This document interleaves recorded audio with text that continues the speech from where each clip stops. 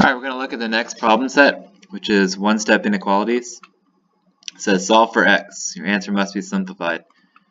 So we are going to look at this, and you can see that it's called one-step inequalities, and it looks an awful lot like a one-step equation. This is kind of a funky one, but we'll walk through it, and it's easier than it looks. We performed these one-step inequalities much like we did our one-step equations before the break. Except for there's one important rule to remember, which is if you multiply or divide by a negative at any point during your operations when you're solving this, you have to flip the symbol. And that rule should be in your notes. That's the only difference between this and a regular one-step equation. So all the other steps are the same. So let me rewrite it over here. It says negative x is less than negative 29. Okay, so negative x you can think of as being the same as negative 1x, because when you multiply a number by 1, it's just itself. So negative 1x is the same as negative x. So negative x is less than negative 29. So I'll show you what to do here.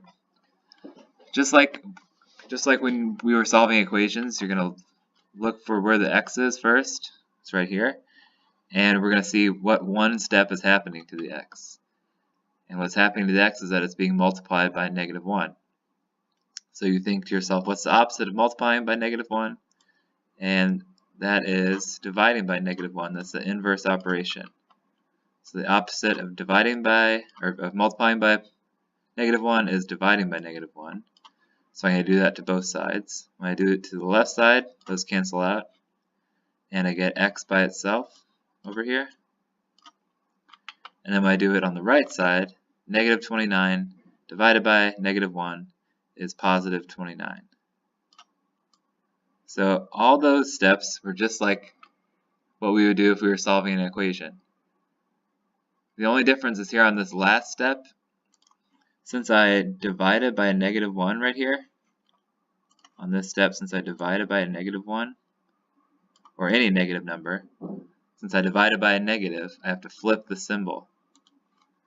So instead of being x is less than 29, it's going to be x is greater than 29. You're dividing by a negative, you flip the symbol, because negative means opposite, so we flip the symbol. So our answer should be x is greater than 29. Now it doesn't ask you to plot it on a number line, but I'm going to show you what that would look like if it did ask you to plot it. So I'm going to draw my number line. Let's say 29 is right here. So I'm plotting x is greater than 29. First thing I'm going to do is I'm going to go to 29 and draw an open circle, because it says x is less than 29, so that does not include 29. So I'm going to draw this open circle because I'm not including the number 29 in my set.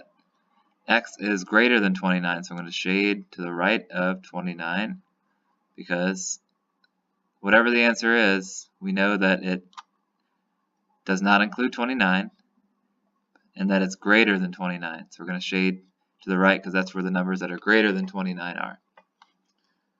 Alright, so I'm going to put my answer in the answer bar here. X is greater than 29.